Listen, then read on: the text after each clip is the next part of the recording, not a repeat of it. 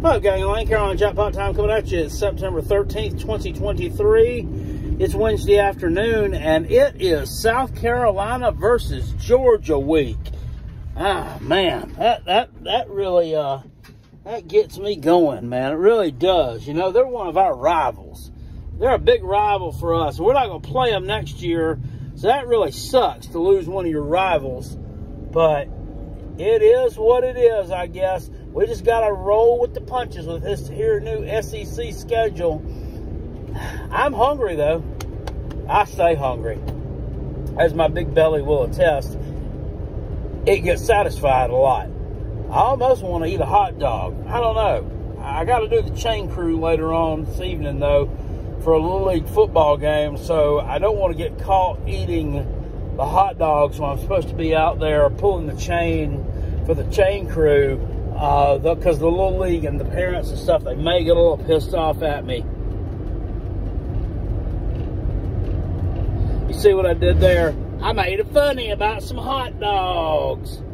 So, South Carolina head football coach Shane Beamer, great guy,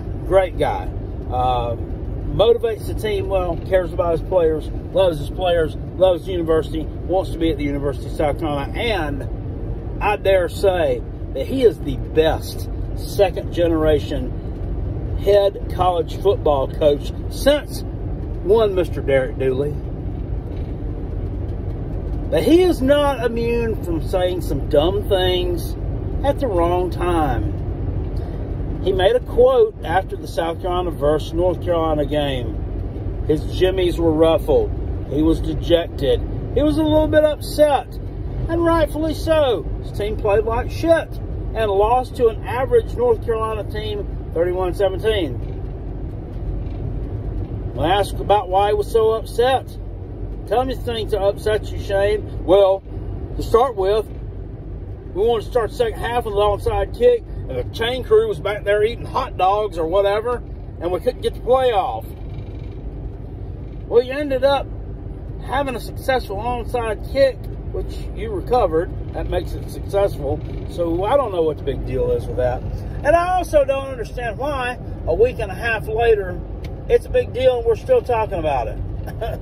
You know, when we have a head man up at Clemson, Dabo'S, who 2 years ago promised us that he would retire, call it quits, and leave the game of college football when the college athletes started getting paid. So that's when you lose me. That's when it's about time for me to go do something else.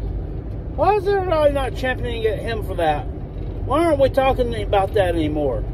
He said it. He still hadn't done it. He lied.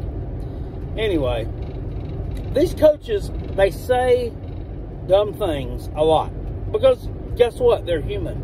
And they often say them in the heat of the moment.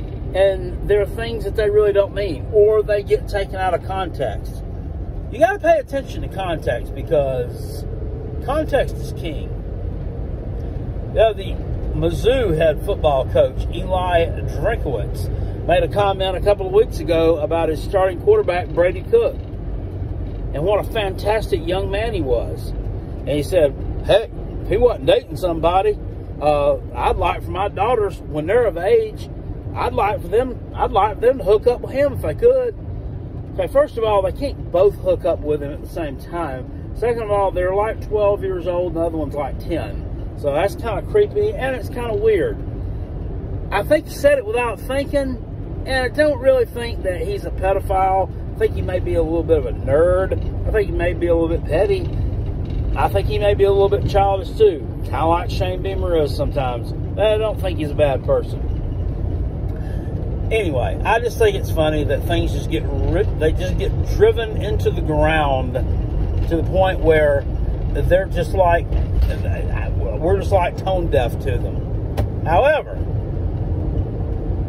somebody that you wouldn't think would say some dumb stuff and try to bait somebody and need any extra motivation in the world got his feelings hurt Monday afternoon. One Kirby Smart, the head man of the Georgia Bulldogs. Yeah, you know him. The best college football coach in America.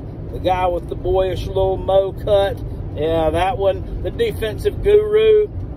He got asked in the press conference if he'd heard Tonka Hemingway's comments at SEC Media Days. Tonka Hemingway plays defensive line for South Carolina. And he was asked at SEC Media Days during the little breakout session where there's like 4 people to the side, if what were the loudest and most intimidating places that he played at in college. I don't know if they said in SEC or just in college. But yeah, he gets put on the spot kind of quick, and he says, well, Texas A&M, the loud one, and Tennessee can get pretty loud too. Well, I mean, they're both big stadiums. They both normally have really good crowds. Both really have real good fans. So, yeah, I mean, sounds like a good answer to me. Wasn't a good enough answer for the Georgia man. It was not a good enough answer. Not when I found out about it. So I had to go ask one Mr. Smart about it at his Monday press conference. He had to take himself out a little bit of time. Had to carve out a little bit of time to do a whole diatribe there on Tonka, and said, well, you know, it kind of sounds like Tonka called us out. Tonka didn't call you out. You know, our fans have always shown up, and they've always answered the bell, and I feel sure they're going to do it again on Saturday. You know, he's got to take 4 breaths in between every 3 words he says, you know, kind of like he's doing Dabo'S breathing. Must be fixing to birth an ugly baby or something. I don't know. Probably have a little visor on, turned around backwards. He'll probably have a little mullet in the back of it, too. You know, I mean, come on, guy. And I'm going to put this down in the description box below, the link it where you can see it. They put both of these things on Twitter. Look, dude, you're 27.5-point favorites. You have won God knows how many games in a row at home. You're going to beat us by at least 5 touchdowns. Yeah, that's straight out of Jackpot's mouth. You're going to put your foot so far up in our rear end. Those turds are probably going to tickle the back of somebody's tongue. It's going to happen. It just is. I think the combined final score of the last 3 South Carolina Georgia games is like 275 to like 13. I mean, it's been ugly, and it's going to be ugly again on Saturday.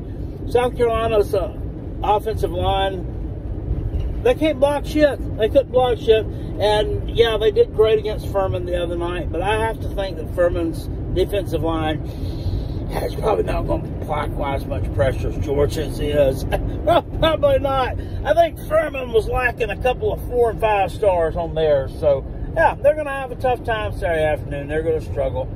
But, I mean, I guess you need some extra motivation to rile everybody up. You know, he said something about answering the bell. And when he said that, I'm thinking about, like, somebody ringing a bell, like one of the little triangle things, you know.